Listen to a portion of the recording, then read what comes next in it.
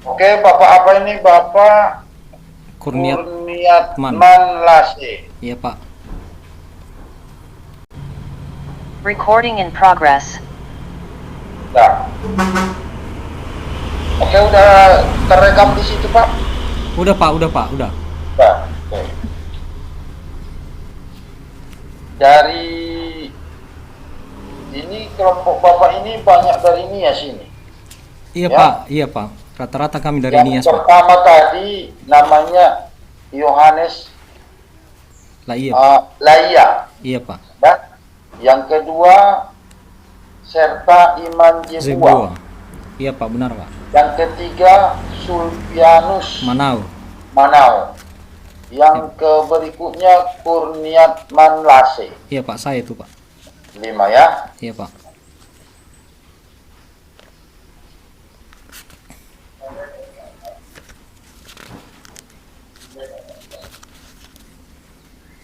Bapak berarti keempat diuji Bapak khusus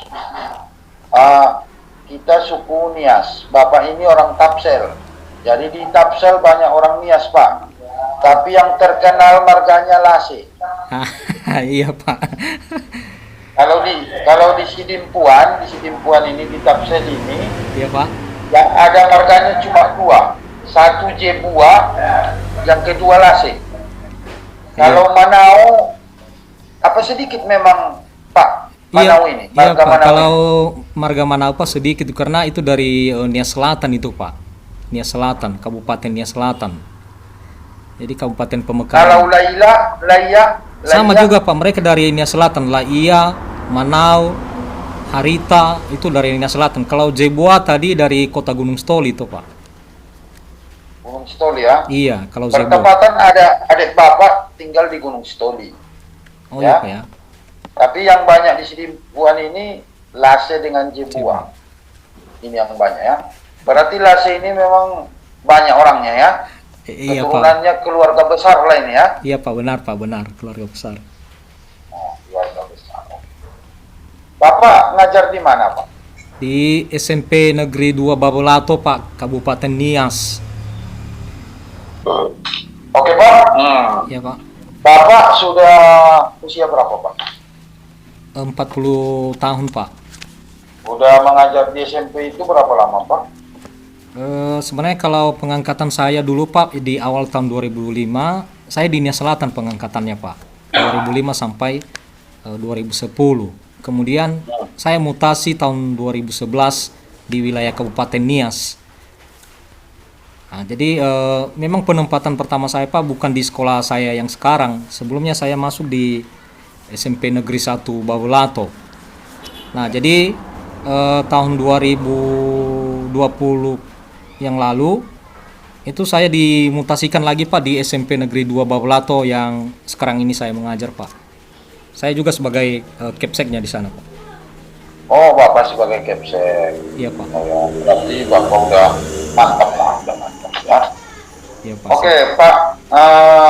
Lase tadi Bapak mengajar di SMP. Yang mau Bapak tanya sedikit. Iya Pak. Oh, di tingkat SMP itu Pak, PKN itu di kelas 1, kelas 2, kelas 3 berapa jam Pak satu minggu? 3 jam pelajaran Pak setiap minggu. 3 jam setiap tingkatan ya? Iya, iya, Kelas Pak, 3 jam. 1, kelas 1 3 kali, kelas 2 3 kali, kelas 3 3 kali gitu. Iya Pak, iya Pak, benar Ya. Pak, benar Pak. Guru PKN-nya di sana Pak berapa? 2 orang Pak.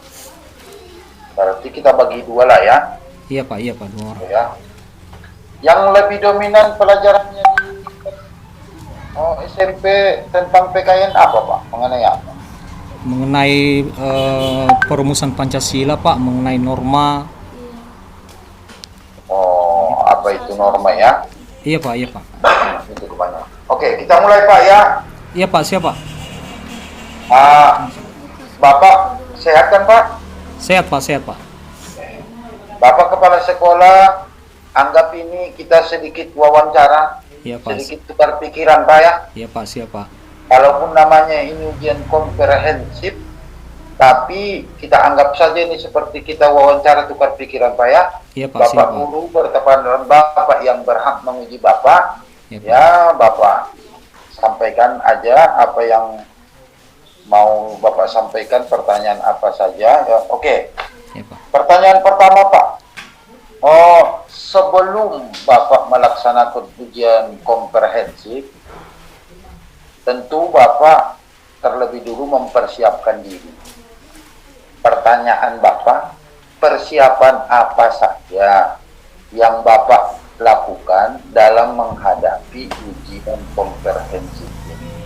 Ya, baik Pak, terima kasih sebelumnya Pak. Jadi sebelum saya melaksanakan atau mengikuti ujian komprehensif ini Pak, ini beberapa persiapan yang saya laksanakan. Yang pertama dulu Pak, saya mencoba mereview kembali, membaca materi-materi yang dipelajari sebelumnya tentang identifikasi masalah yang terjadi di sekolah sampai dengan analisisnya dan penentuan solusinya Pak. Sehingga dengan seperti itu ya saya melihat bahwa dalam mengikuti ujian komprehensif ini ya sedikit ada persiapan Pak, karena kebetulan juga saya melihat beberapa referensi Pak tentang pelaksanaan ujian komprehensif ini. Jadi ada kaitannya dengan perangkat pembelajaran yang sudah kami buat sebelumnya. Kira-kira seperti itu Pak. Oke. Dari penjelasan Bapak, nampaknya Bapak cukup antusias ya, untuk menghadapi ujian komprehensif. Ya. Bapak tadi saya dengar mengatakan identifikasi masalah.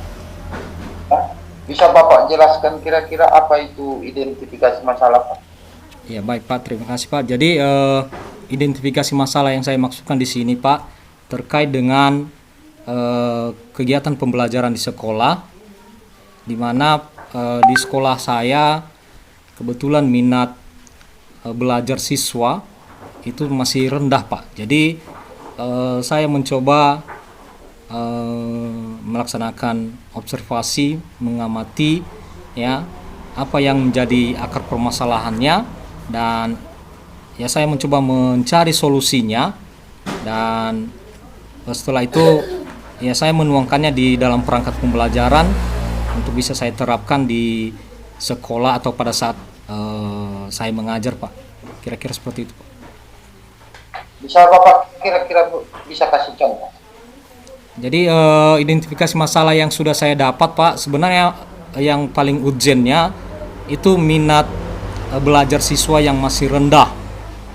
Jadi sebenarnya ada identifikasi masalah yang lain, misalkan minat baca siswa juga di perpustakaan masih rendah, juga masalah kemampuan siswa dalam mempergunakan teknologi juga masih rendah Pak.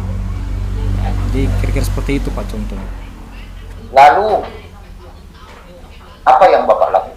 Setelah Bapak melihat tadi minat belajarnya rendah, tentu Bapak berpikir gini, kenapa minat belajarnya rendah? Kan pertanyaan, kenapa minat belajarnya rendah? Yang kedua, kenapa minat membacanya rendah? Iya Pak. Apakah karena bukunya tidak lengkap, ataukah karena siswanya memang tidak ada keinginan atau niat untuk membaca buku? Dari situ lalu setelah Bapak melihat itu, lalu Bapak tindakan apa yang Bapak? Jadi Bapak kasih contoh.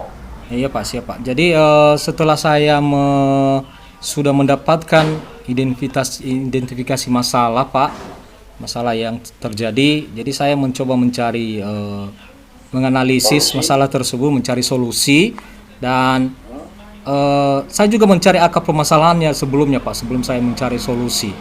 Jadi sebenarnya banyak faktor yang mempengaruhi Pak. Di antaranya dulu model-model pembelajaran yang digunakan oleh Bapak Ibu guru masih monoton Pak. Jadi sehingga siswa merasa cepat bosan.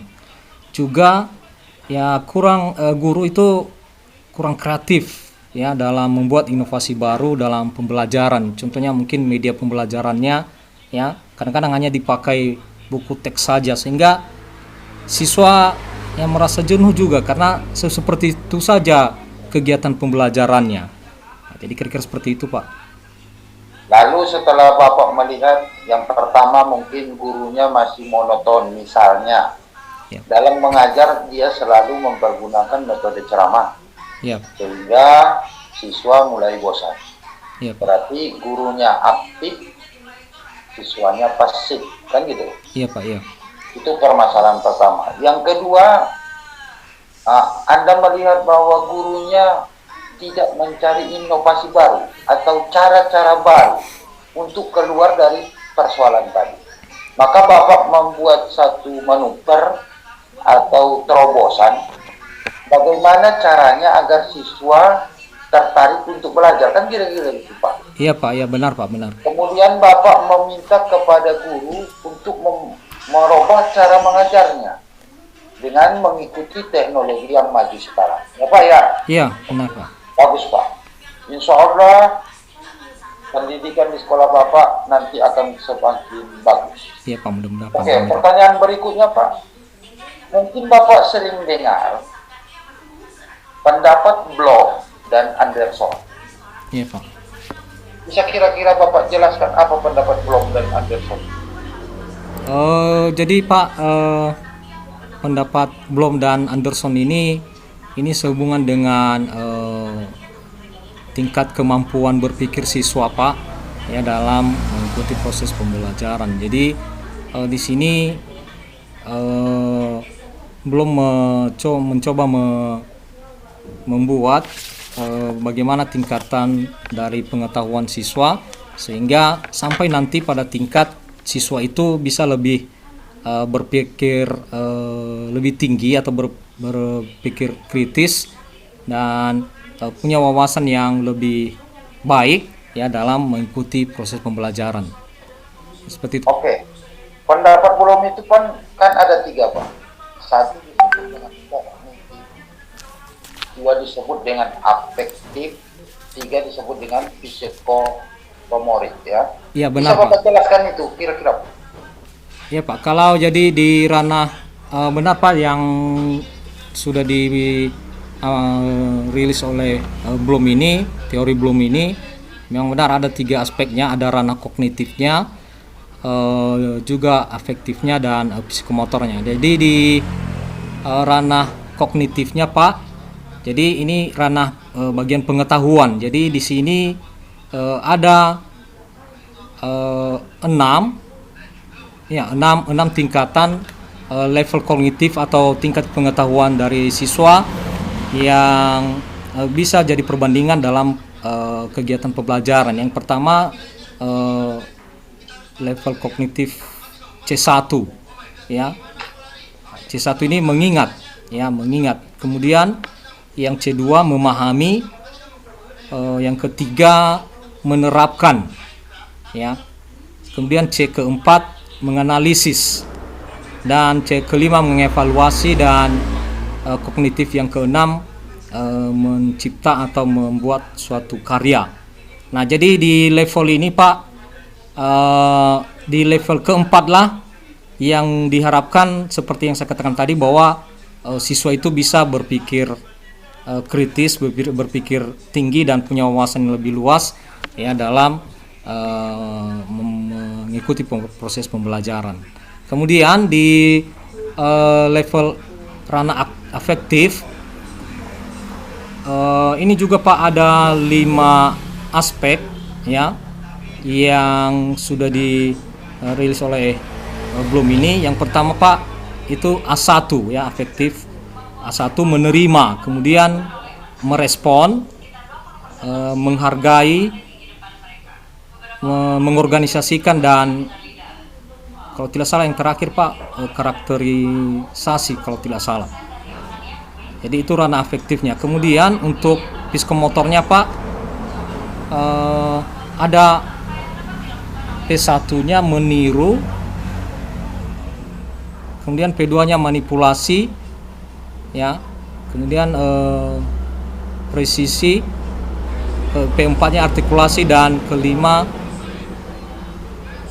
naturalisasi, ya, naturalisasi, Pak.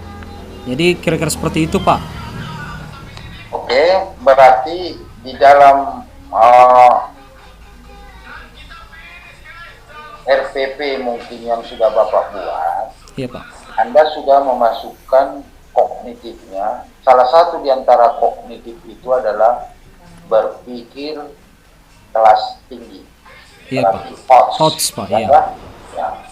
Berarti Bapak di dalam membuat RPP Bapak sudah ada HOTS-nya, ya Pak? Iya Pak, ada Pak, sudah Pak. Sudah Pak ya. HOTS itu kan berpikir tingkat tinggi. Iya Pak, benar.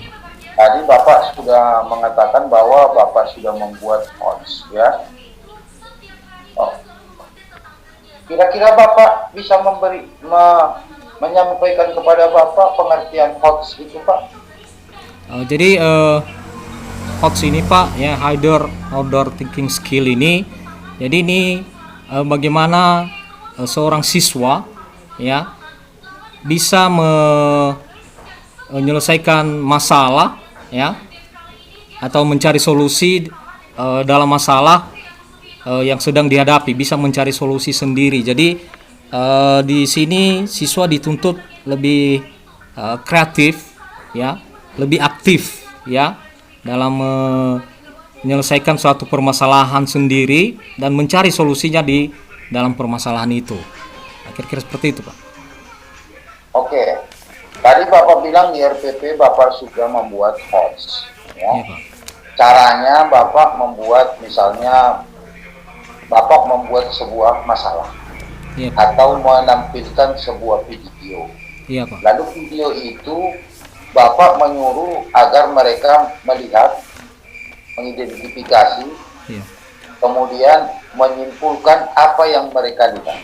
Iya, benar, Pak. Kemudian menanyakan apa yang mereka tidak mengerti.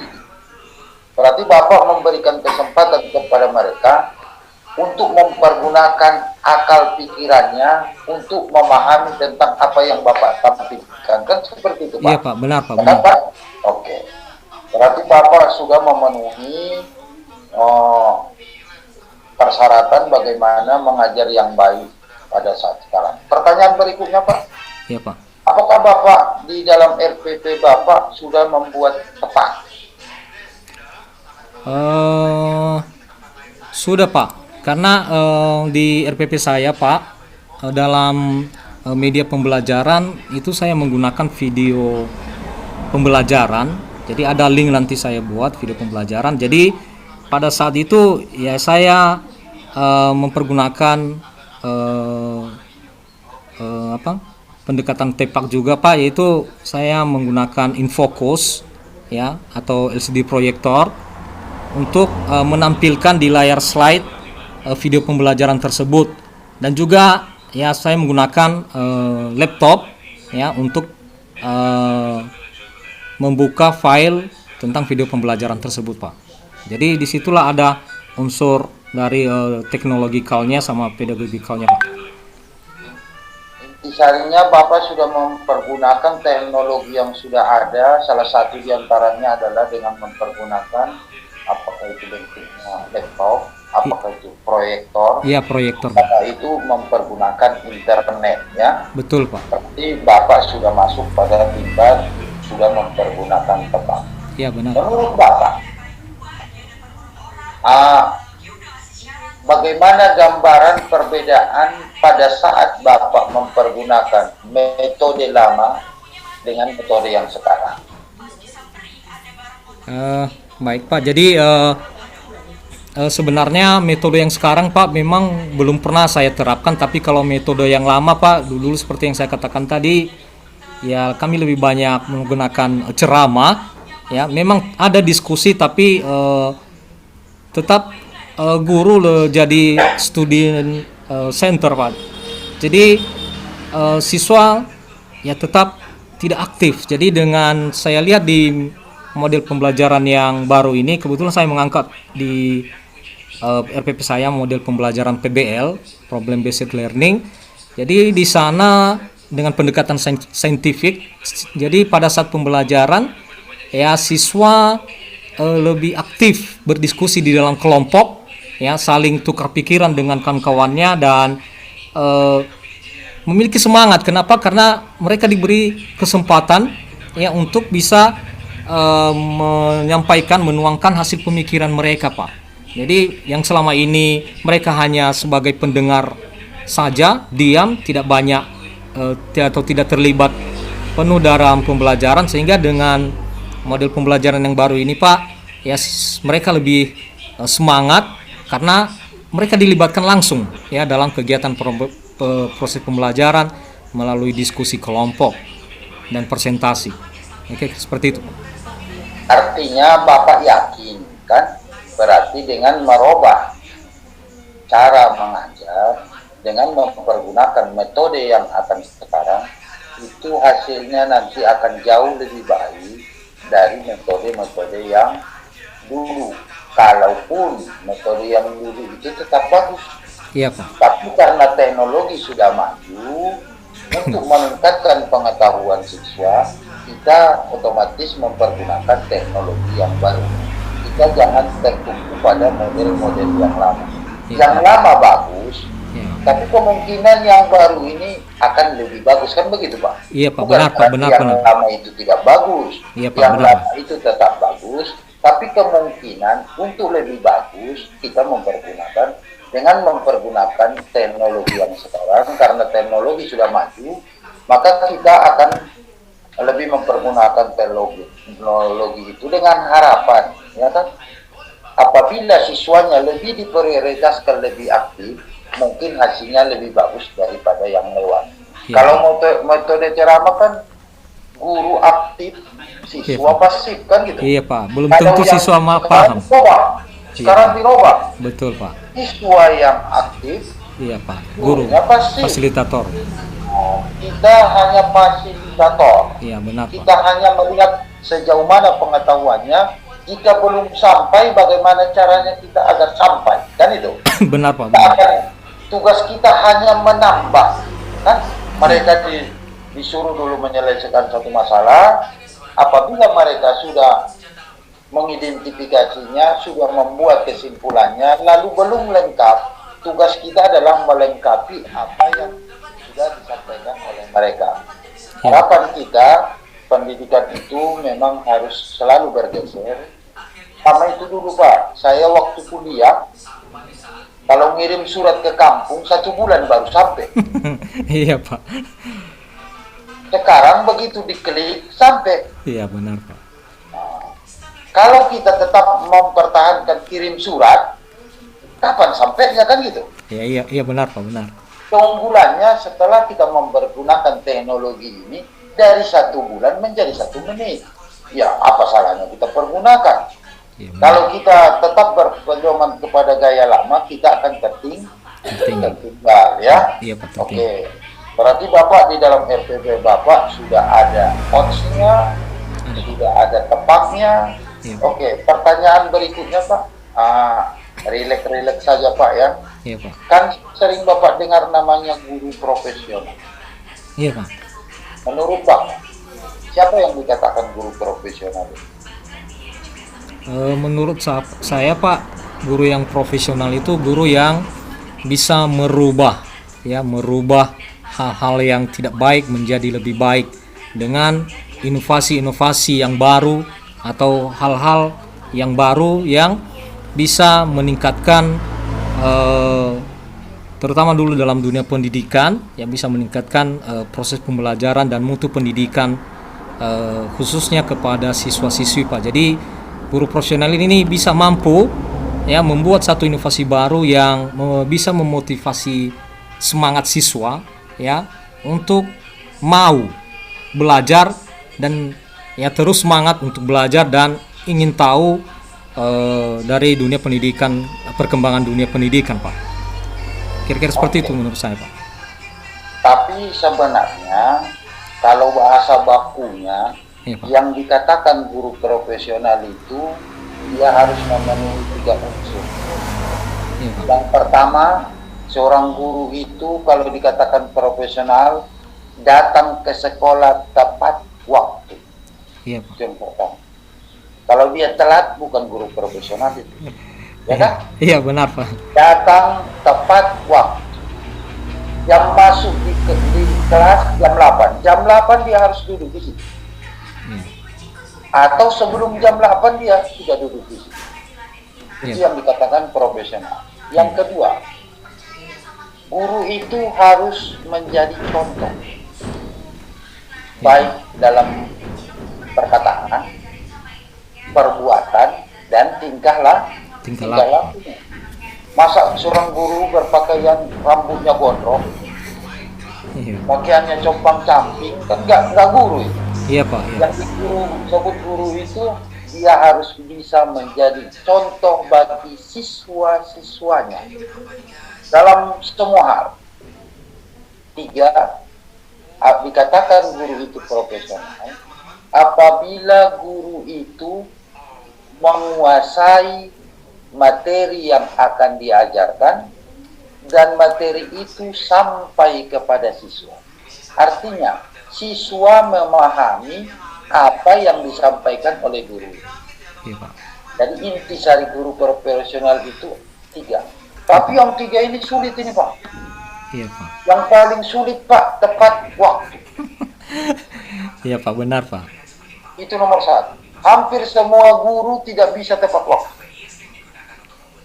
Bapak di STKIP ini, di perguruan tinggi ini, Iya Pak. kalau Bapak tengok, dari 120 guru, yang bisa tepat waktu jam 8 di dalam kelas paling jago 2 orang.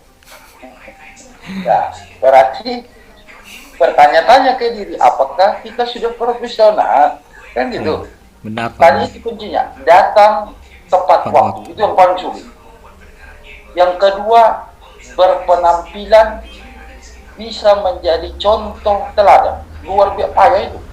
Iya. Para perpakaian kita, kalau tangan panjang harus betul-betul ya kan, masukkan baju keren lah ya. Iya, Pak. Itu baru guru. Padahal guru sekarang pokoknya pakai baju berangkat sekolah kan gitu. Iya. Oke, harapan kita semoga Bapak bisa mengajarkan, menyampaikan kepada kawan-kawan Bapak bagaimana menjadi seorang guru yang profesional. Saya berharap karena Bapak sudah menjadi kepala sekolah, Bapak harus menjadi contoh teladan di kelas sekolah itu. Tidak ada orang yang bisa menandingi Bapak. Bapaklah contoh, ya. Iya Pak, siap Pak. Kemudian, kalau Bapak nanti lulus Iya. di ujian ini, Bapak nanti kemungkinan akan mendapatkan sertifikasi. Harapan Bapak, jika Anda sudah nanti digaji oleh negara melalui sertifikasi, tanamkan dalam hatimu, saya harus lebih baik sesudah sertifikasi daripada sebelum sertifikasi. Ada orang terbalik, dia dapat sertifikasi anggap penting, udah banyak uang masuk katanya, kan? Nah, Ya, Pak. jadi tanamkan dalam hati Bapak bahwa saya akan jauh lebih baik kalau saya sudah tersertifikasi daripada sebelum sertifikasi. Oke Pak, karena waktunya sudah cukup ya, biar enggak apa kata dunia tak kenal maka tak baik. Iya, Bapak Pak. tunjukkan wajah Bapak dulu, ya kan? Iya, Pak. Dan Bapak ya. Iya Pak, iya Pak. Semoga kalau Bapak mau ketemu dengan Bapak bisa WA, bisa Iya, Pak. kita Siap. WA, Siap, Pak. bisa kasih gambaran apa yang perlu kita diskusikan, boleh Pak ya. Siap Pak. Saya siap kapanpun Bapak hubungi, kita bisa berargumen, bertukar pikiran untuk kemajuan pendidikan ya Pak ya. Iya Pak, siap Pak. Pak, sampai ketemu dalam lain waktu, dalam lain peristiwa Pak ya. Siap, Sampai Pak. ketemu. Assalamualaikum warahmatullahi wabarakatuh.